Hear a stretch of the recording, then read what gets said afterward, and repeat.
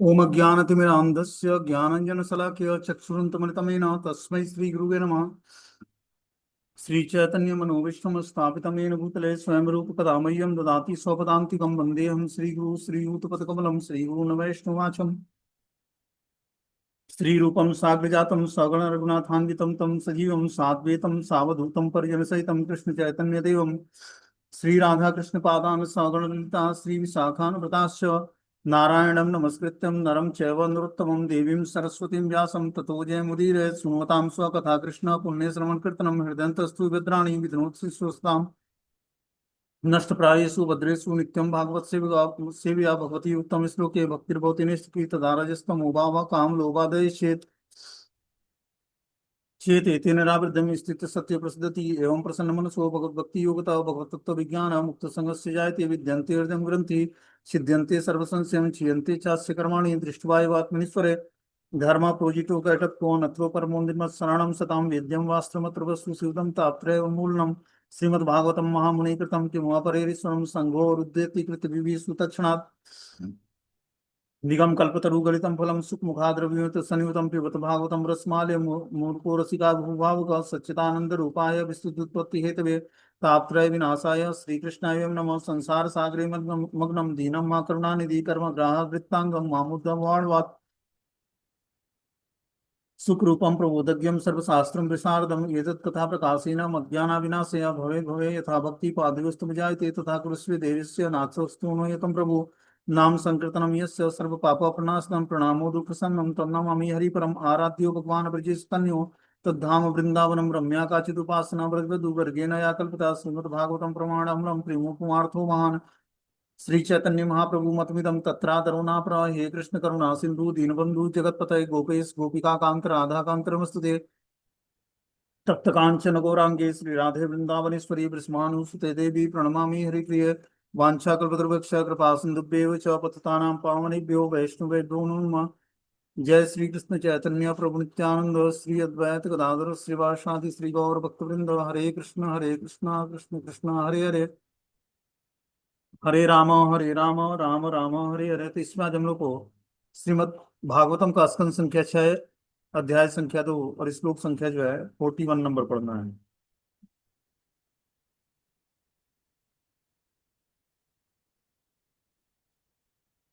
बोलते हैं ततो गुणेभ्यम आत्मानं वियुज्यात्म समाधिनाम युयुज्य भगवान नामनी ब्रह्मण्यानुभाव भवात्मनि।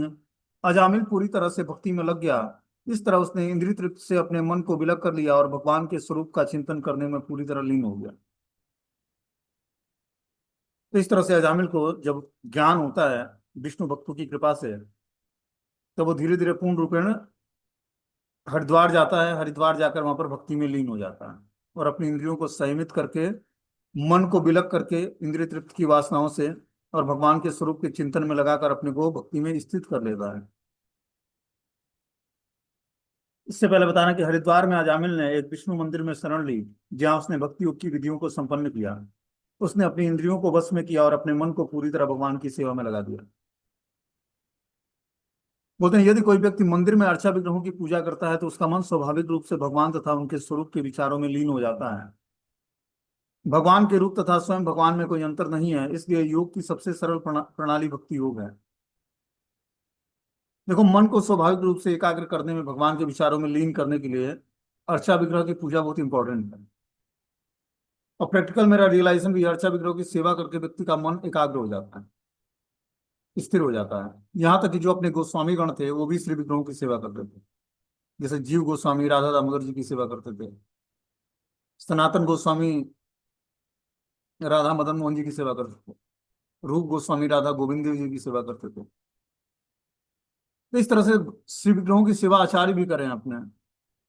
तो बता रहे हैं कि अर्चा विग्रहों की सेवा करने से मन स्वाभाविक रूप से भगवान तथा उनके स्वरूप के विचारों में लीन हो जाता है। भगवान के रूप तथा स्वयं भगवान में कोई अंतर नहीं है, इसलिए योग की सबसे सरल प्रणाली भक्ति योग है। योगी जन अपने हृदय के भीतर स्थित परमात्मा अर्थात विष्णु के स्वरूप पर अपने मन को एकाग्र करने का प्रयास करते हैं, किंतु इसी उद्देश्य की पूर्ति सरलता से हो जाती है। यदि मनुष्य को मन मंदिर में पूजे जाने वाले अर्चा विग्रहों में लीन हो ले तो हर मंदिर में भगवान का दिव्य रूप रहता है और मनुष्य आसानी से इसके विषय विषय में चिंतन कर सकता है। आरती के समय भगवान का दर्शन करने, भोग चढ़ाने और चार विग्रहों के स्वरूप का निरंतर चिंतन करने से मनुष्य उच्च कोटि का भक्त बन जाता है। योग की सर्वोत्तम विधि यही है, जिससे पूर्ण पुष्टि स्वरूप पूर्ण पुरुषोत्तम भगवान ने भगवत गीता में कहा है कि योग नाम अपनी सर्वेशा मद्गता अंतरात्मना श्रद्धा वा भजते माम यो माम सौम्य युक्त तमो मत। समस्त योगियों में जो योगी अत्यंत श्रद्धा पूर्वक मेरे परायण है, अपने अंतःकरण में मेरे विषय में सोचता है, मेरी दिव्य प्रेमा भक्ति में करता है, वह योग में मुझसे परम अंतरंग रूप से जुड़ा होता है और सबों में सर्वोत्तम होता है।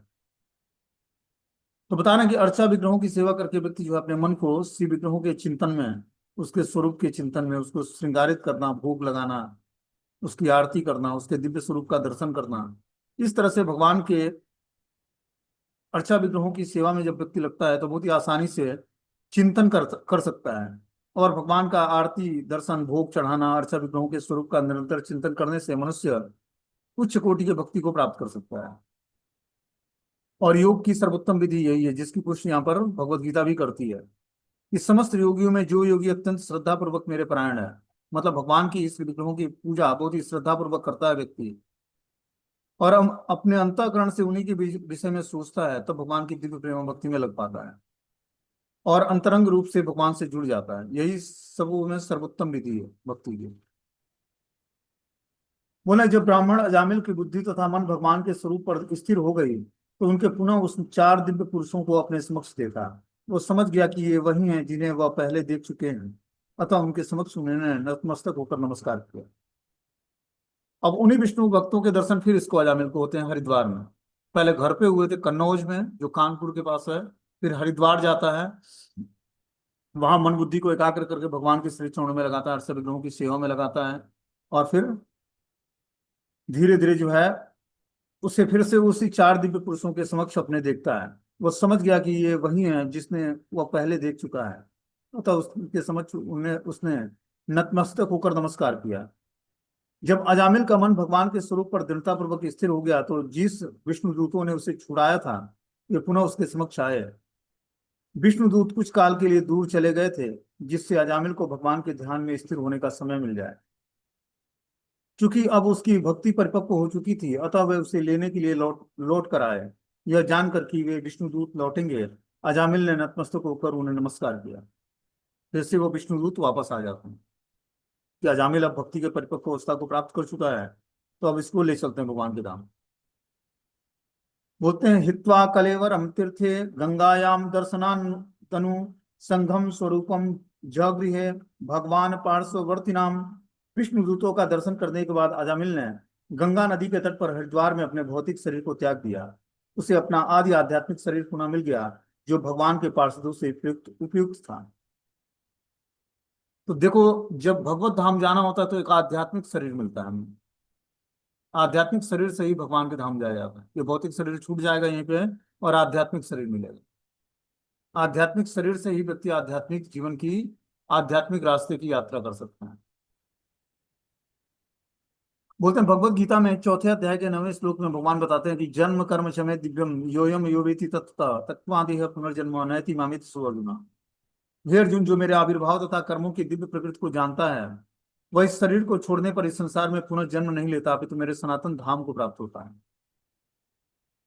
कृष्ण भावनामृत का पूर्णता का फल यह है कि मनुष्य अपने भौतिक शरीर को त्यागने के बाद तुरंत ही अपने आदि आध्यात्मिक शरीर में पूर्ण पुरुषोत्तम भगवान का पार्षद बनने के लिए आध्यात्मिक जगत में स्थानांतरित कर दिया जाता है। कुछ भक्त वैकुंठ लोग जाते हैं, जो कृष्ण के पार्षद बनने के लिए गोलोक वृंदावन जाते हैं।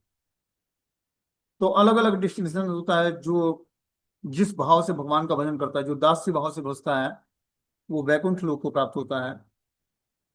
जो साख्य भाव से या माधुरी भाव से या वात्सल्य भाव से भगवान का भजन करता है, वो कृष्ण के गोलोक वृंदावन धाम जाता है।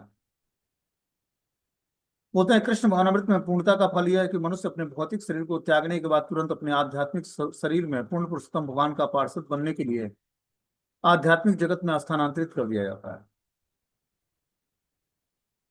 तो आध्यात्मिक शरीर मिलने के साथ साथ हमें आध्यात्मिक जगत में स्थानांतरित किया जाएगा यहाँ से, और जो हम भगवान की भक्ति में दृढ़ता पूर्वक लगेंगे और अंत काल में भगवान का स्मरण कर पाएंगे।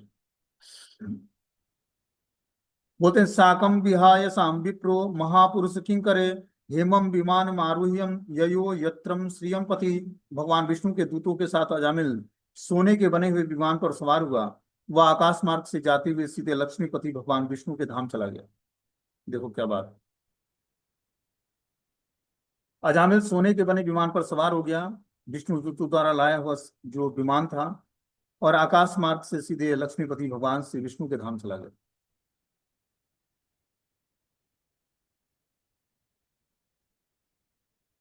बोलते हैं आध्यात्मिक लोगों के आध्यात्मिक विमान मनुष्य को क्षण भर में भगवत धाम ले जा सकते हैं। वो वायु के तेज से भी तीव्र चलता है जो विमान भगवान के धाम से आया हुआ। भौतिक संसार में उसकी कोई बराबरी नहीं है।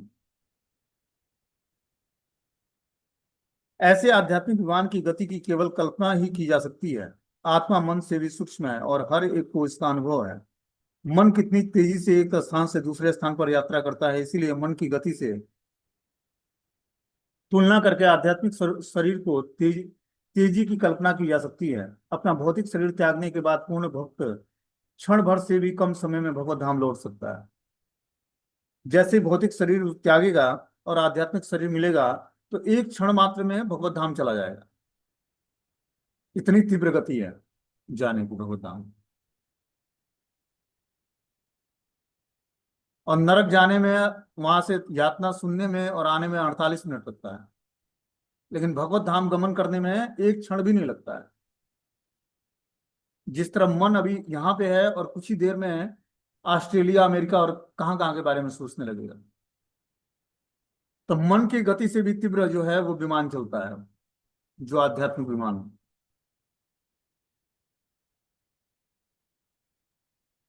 बोलते हैं एवं सब विप्लावितम सर्वधर्मा दास्यम पति पतितो ग्रह्य कर्मणाम निपात्यमानो निरय हतव्रतम संघो विमुक्ता भगवान नाम गृहम। अजामिल ब्राह्मण था जिसने कुसंगति के कारण सारी सारी ब्राह्मण संस्कृति और धार्मिक नियमों को त्याग दिया था। सर्वाधिक पतित होने पर वह चोरी करता, शराब पीता, अन्य ग्रहित कार्य करता था। उसने एक वेश्या भी रख ली थी। इस तरह उसका यमराज के दूतों द्वारा नरक ले जाना सुनिश्चित था, किंतु नारायण के पवित्र नाम का लेस मात्र उच्चारण करने से ही तुरंत उसे बचा लिया गया। बता रहे हैं हर एक ग्रहित कार्य करता था, लेकिन नारायण का पवित्र नाम भी लेता था। अपने पुत्र को बार बार पुकारता था नारायण का नाम। इस कारण से उसे भगवान ने बचा लिया। तो इन के न प्रकार किसी भी तरीके से हम अगर जो भगवान का नाम जप करते हैं तो निश्चित रूप से हमारा मंगल हो जाए, कल्याण हो जाए। और जो प्रीति पूर्वक भगवान का कोई भजन करता है, गुरु मुख से मंत्र लेकर दीक्षा लेकर, उसकी क्या गति होनी है तो शब्दों में बताया नहीं जा सकता। पहले तो उसके समस्त पाप नष्ट हो जाएंगे और उसके बाद निश्चित रूप से भगवत धाम का की यात्रा होगी उसकी। क्योंकि गुरु क्या करते हैं, आध्यात्मिक गुरु जो है व्यक्ति के, भगवान के और भक्त के बीच में एक पारदर्शी माध्यम है, ट्रांसपेरेंट माध्यम है, जो भक्त और भगवान के बीच में रिलेशनशिप कायम करती है। जब बीज मंत्र मिलता है, हरि नाम का बीज हमारे हृदय में रोपण हो जाता है और हम निरंतर भगवान के गुरु के आदेश का पालन करते हैं, तो बीज जो है भक्ति लता बीज लता का रूप धारण कर लेती है और भौतिक ब्रह्मांड का भेदन करके भगवान के श्री चरणों में जाकर स्थान प्राप्त करती है। बोलते हैं नातम परम कर्म निबंध कृत्यनम मुक्षताम तीर्थ पदानुकीर्तनात् न यत पुनः कर्मसु सज्जते मनो रजस्तमो भया कलिलम ततो अन्यथा। अतः जो व्यक्ति भव बंधन से मुक्त होना चाहता है, उसे चाहिए कि उस पूर्ण पुरुषोत्तम भगवान के नाम, यश, रूप और लीलाओं के कीर्तन तथा गुणगान की विधि को अपनाए, जिनके चरणों पर सारे तीर्थ स्थान स्थिर हैं। अन्य साधनों से यथा पवित्र पश्चाताप, ज्ञान, यौगिक ध्यान से उसे उच्च लाभ प्राप्त नहीं होगा, क्योंकि ऐसी विधियों का पालन करने से मनुष्य अपने मन को वश में न करके कर सकने के कारण पुनः सकाम कर्म करने लगता है, क्योंकि मन प्रकृति के निम्न गुणों के यथा रजो तथा तमो गुणों से संदूषित रहता है। बता रहे हैं जो व्यक्ति भव बंधन से मुक्त होना चाहता है, उसे चाहिए कि पूर्ण पुरुषोत्तम भगवान के नाम, यश, रूप, गुण, लीलाओं का कीर्तन करे और गुणगान की विधि को अपनाए, जिनके चरणों पर सारे तीर्थ स्थान स्थिर हैं। अन्य साधनों से यथा पवित्र पश्चाताप, ज्ञान, यौगिक ध्यान से उचित लाभ प्राप्त नहीं किया सकता है। क्योंकि ऐसी विधियों का पालन करने से मनुष्य अपने मन को वश में नहीं कर सकता है और फिर से सकाम कर्म करने लगता है, क्योंकि मन प्रकृति के 3 गुणों के द्वारा दूषित होता है। तो आसान क्या है कि भव बंधन से मुक्त होने के लिए हमें पूर्ण पुरुषोत्तम भगवान के नाम, यश, रूप, गुण, लीलाओं का कीर्तन करना चाहिए और उनके चरण कमलों का ध्यान करना चाहिए, जो चरण कमल समस्त तीर्थ स्थानों के आश्रय हैं। इस तरह से हम करेंगे तो बहुत जल्दी भव बंधन से मुक्त हो जाएंगे। न कि पश्चाताप करके, ज्ञान, योगिक ध्यान याद करके। ये विधि उचित नहीं है। विधि कौन सी उचित है? भगवान के प्रत्यक्ष भक्ति करके।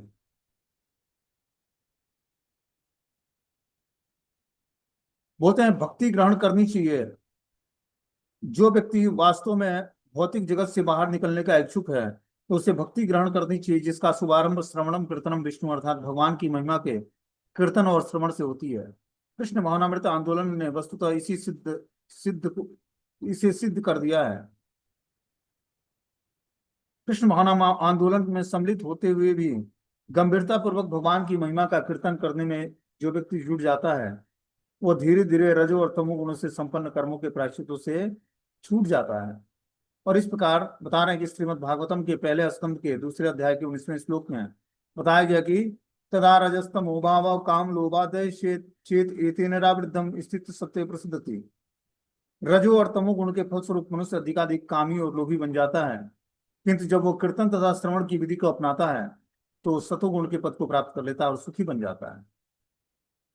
ज्यो ज्यो वो भक्ति में प्रगति करता है उसके सारे संशय पूर्णतया नष्ट हो जाते हैं और इस तरह सकाम कर्मों के लिए उसकी इच्छा रूपी ग्रंथि छिन्न भिन्न हो जाती है।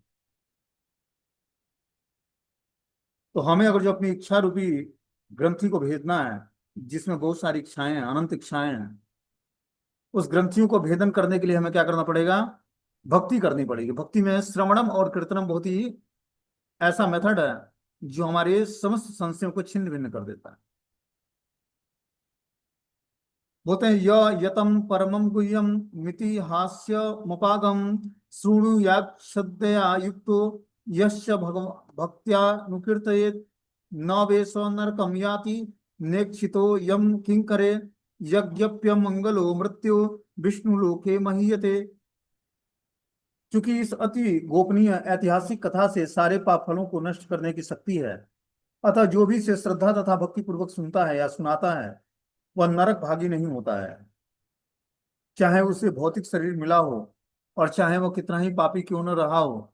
दरअसल यमराज के आदेशों का पालन करने वाले यमदूत उसे आंख उठाकर देखने के लिए भी उसके पास नहीं आते हैं। अपना शरीर त्यागने के बाद वो भगवत धाम लौट जाता है, जहाँ उसका सादर स्वागत किया जाता है और पूजा किया जाता है। इसका महात्मा सुखदेव गोस्वामी बताते हैं कि जो भी इस अति गोपनीय ऐतिहासिक कथा को मनोयोग से सुनता है उसके समस्त पाप फलों की को नष्ट करने में इसमें शक्ति है इस कथा में। जो भी श्रद्धा तथा भक्ति पूर्वक इसको सुनता है और सुनाता है वह नरक भागी नहीं होता है, वह नरक में नहीं जाएगा।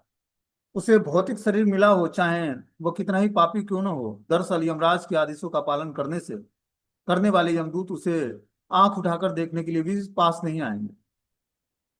अपना शरीर त्यागने के बाद वो भगवत धाम लौट जाएगा और उसका वहां पर सादर स्वागत किया जाएगा, पूजा पूजा की जाएगी। इसका महात्मा है कि जो व्यक्ति ध्यान पूर्वक सुनता है या भक्ति पूर्वक सुनाता है तब उसको ये फल मिलेगा, तो भगवत धाम लौट जाएगा और वहां पर उसका स्वागत होगा और पूजा होगी भगवत धाम। बोलते हैं म्रियमाणो हरे नाम गुण पुत्रोपचारितम अजामिलो अप्यगाधाम किमुतम श्रद्धया गृणत। अजामिल ने मृत्यु के समय कष्ट भोगते हुए पवित्र भगवान के पवित्र नाम का उच्चारण किया। यद्यपि उसका यह उच्चारण उसके पुत्र की ओर लक्षित था, फिर भी वो भगवत धाम वापस गया। इसलिए यदि कोई श्रद्धा पूर्वक तथा निरपराध भाव से भगवत नाम का उच्चारण करता है तो भगवान के पास लौटेगा, इसमें कोई संदेह नहीं है। बोलते हैं अजामिल के मृत्यु के समय कष्ट भोगते हुए पवित्र नाम का उच्चारण किया था। जब मृत्यु आई उसकी तो कष्ट भोग रहा था मृत्यु के समय, लेकिन उसके बाद भी भगवत नाम का उच्चारण किया उसने डर के मारे। यद्यपि उसका यह उच्चारण उसके पुत्र की ओर इंगित कर रहा था, फिर भी वो भगवत धाम वापस चला गया। इसीलिए यदि कोई श्रद्धा तथा निरपराध भाव से भगवत नाम का उच्चारण करता है तो भगवान के धाम लौटेगा, इसमें संदेह कहाँ है। तो अजामिल ने तो नामाभास की स्थिति में मतलब अपने पुत्र को पुकारा, लेकिन भगवान का नाम पुकारा, क्योंकि पुत्र का नाम ही नारायण था। तो उसको भगवत धाम की प्राप्ति हो गई। और जो कोई प्रीति पूर्वक, श्रद्धा पूर्वक और निरपराध भाव से भगवत नाम का उच्चारण करता है, तो इसमें कोई संदेह नहीं कि वो भगवत धाम नहीं जाएगा, अवश्य जाएगा। बोलते हैं मृत्यु के समय मनुष्य निश्चित रूप से मोहग्रस्त हो जाता है, क्योंकि उसके शारीरिक कार्य अव्यवस्थित हो जाते हैं। उस समय भले ही किसी ने अपने जीवन भर भगवत नाम का कीर्तन करने का अभ्यास क्यों न किया हो, किंतु वह स्पष्ट रूप से हरे कृष्ण महामंत्र का उच्चारण न कर पाएगा। फिर भी ऐसे व्यक्ति को पवित्र नाम के कीर्तन का सारा लाभ मिलता है। इसलिए जब तक शरीर स्वस्थ है, क्यों न हम जोर जोर से तथा स्पष्ट रूप से भगवत नाम का कीर्तन करें। यदि कोई ऐसा करता है तो संभव है कि मृत्यु के समय भी वह प्रेम और श्रद्धा पूर्वक भगवान के नाम का ठीक से कीर्तन कर पाए। जब मृत्यु के करीब आता है व्यक्ति, तो उसके सारे कार्य, शारीरिक कार्य अव्यवस्थित हो जाते हैं, क्योंकि इतना आसानी से जो है शरीर आत्मा को छोड़ता नहीं है, या आत्मा उस शरीर को नहीं छोड़ती। इसलिए बता रहे हैं कि उस समय भले ही हम अपने जीवन भर भगवत नाम का कीर्तन करने का अभ्यास करें, लेकिन यह स्पष्ट है कि हरे कृष्ण उच्चारण कर उस समय व्यक्ति को पवित्र नाम कीर्तन करने का सारा लाभ तो मिलता है, लेकिन कृष्ण नाम उच्चारण करना बहुत ही संभव नहीं हो पाता उस समय, मृत्यु के समय। इसलिए जब तक शरीर स्वस्थ है, तब तक जोर जोर से स्पष्ट रूप से भगवत नाम का कीर्तन करना चाहिए। यदि कोई ऐसा करता है तो यह संभव है कि मृत्यु के समय उसे प्रेम और श्रद्धा पूर्वक भगवत नाम का ठीक से कीर्तन कर सकेगा। निष्कर्ष के रूप में जो व्यक्ति निरंतर भगवत नाम का कीर्तन करता है, उसकी भगवत धाम वापसी बिना किसी संदेह के सुनिश्चित हो जाती है। तो हमें अभी यंग अवस्था में ही ऐसा भगवान का भजन करना पड़ेगा कि जीवन के अंत में अगर जो हम भगवान का स्मरण न भी कर पाए, कभी भी कोई हानि नहीं होती। ठीक है ना। तो यहाँ पर ये लेसन समाप्त हो जाता है। इस पर विश्वनाथ चक्रवर्तीपाद जो है टीकाएं लिखते हैं, उसको हम लोग पढ़ के सुनेंगे क्या लिखा है उन्होंने। एक समरी के रूप में इस अध्याय को बताया है। बोलते हैं इस अध्याय के श्लोक संख्या 9 और 10 की शिला विश्वनाथ चक्रवर्ती ठाकुर द्वारा की गई टीका एक वार्तालाप के रूप में है।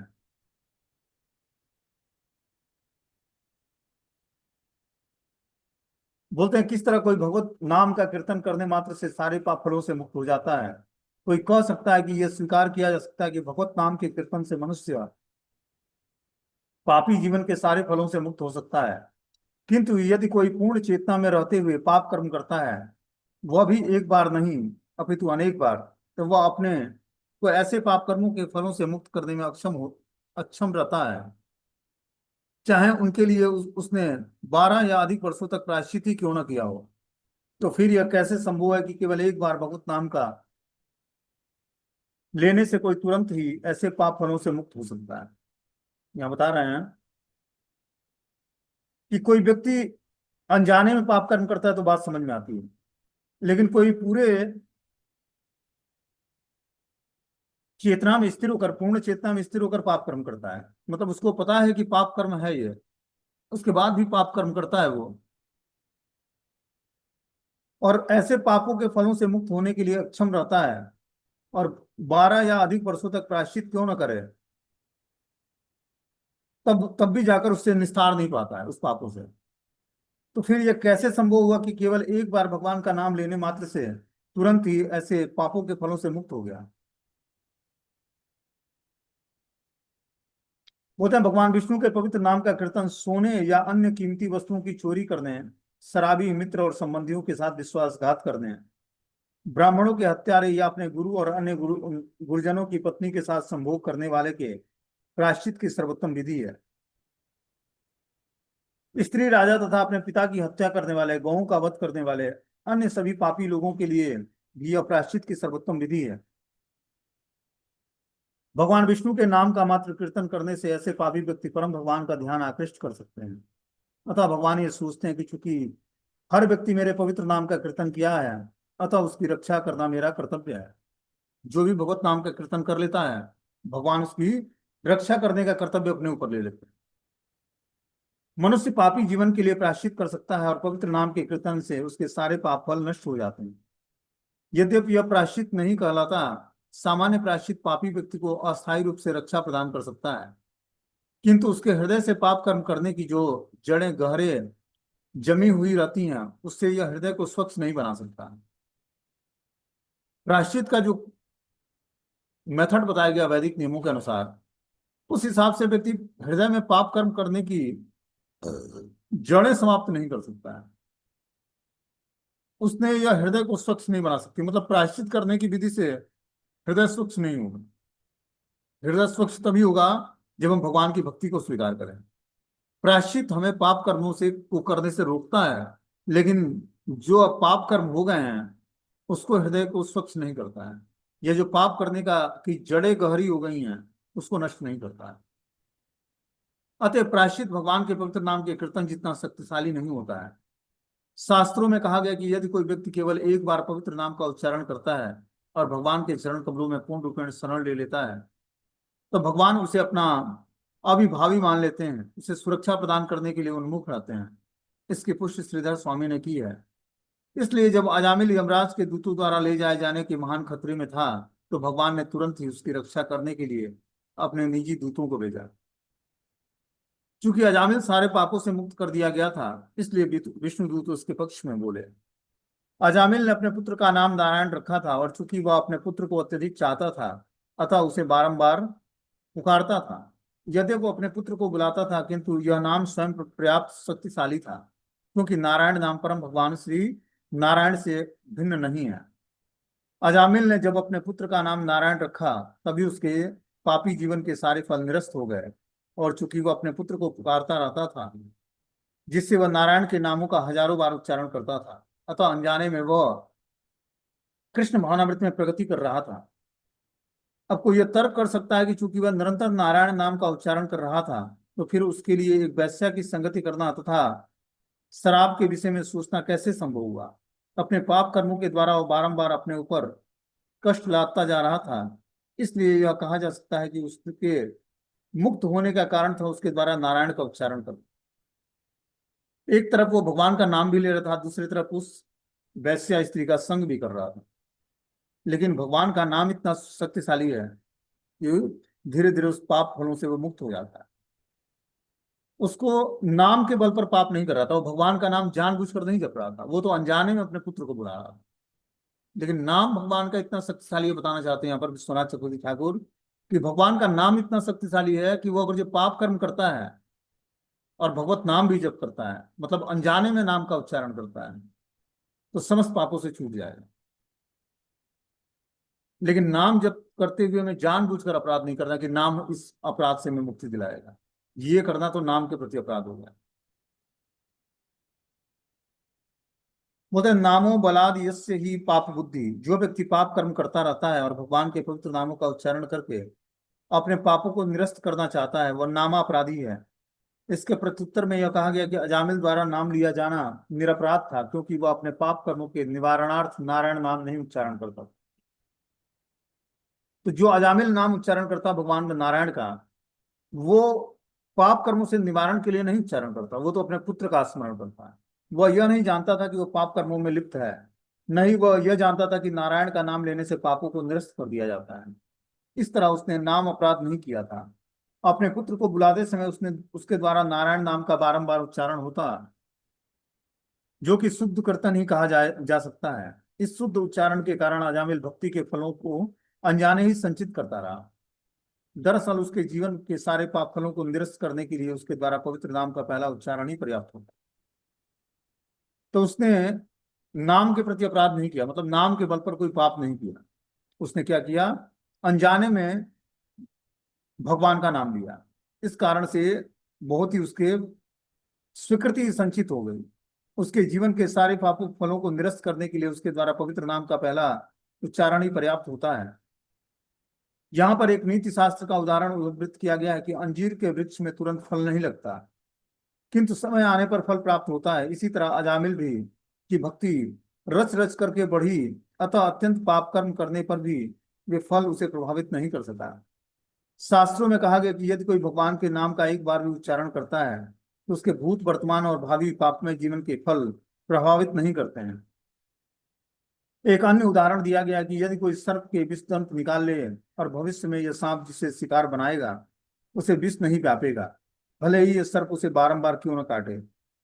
इसी तरह यदि कोई भक्त निरपराध होकर एक बार भी पवित्र नाम का उच्चारण करता है, तो उसके उसकी शाश्वत रक्षा होती है। उसे उच्चारण करने के फल के यथा समय परिपक्व होने की केवल प्रतीक्षा करनी होती है।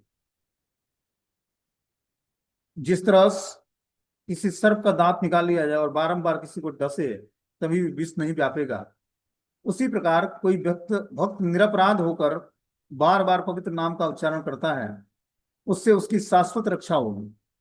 भगवान उस नाम के उच्चारण मात्र से प्रसन्न हो जाएंगे और खुद उपस्थित होकर शाश्वत रक्षा करेंगे।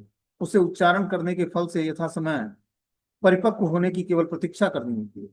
उच्चारण करके जब वो परिपक्व अवस्था को प्राप्त कर लेगा तो वो निश्चित रूप से अपने समस्त पाप कर्मों से छूट जाएगा।